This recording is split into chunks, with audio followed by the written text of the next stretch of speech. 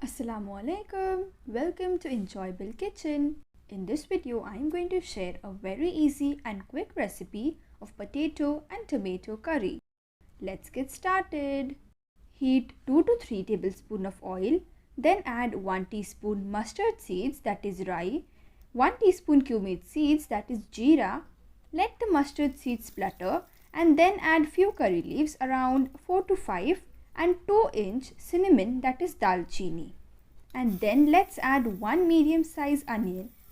Fry it till the onions turn slightly brown.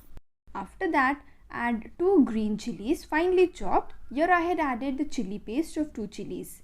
Then add 1 tablespoon of ginger garlic paste and cook for around 1 minute.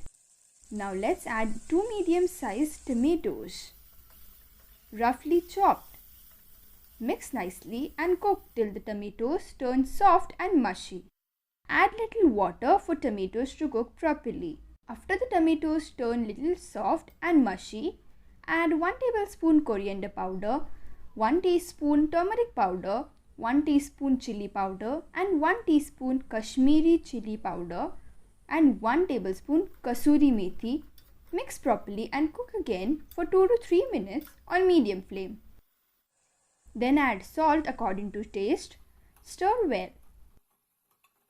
Now add 3 medium-sized boiled potatoes. Mix properly and add 1.5 cup of water and then freshly chopped coriander leaves, that is dhania. Mix well and cook for around 8 to 9 minutes with lid on. Okay, I forgot to add 1/3 teaspoon garam masala. Mix well and cook according to your consistency. Enjoy! If you like the recipe, then do like, comment and share, and don't forget to subscribe to my channel.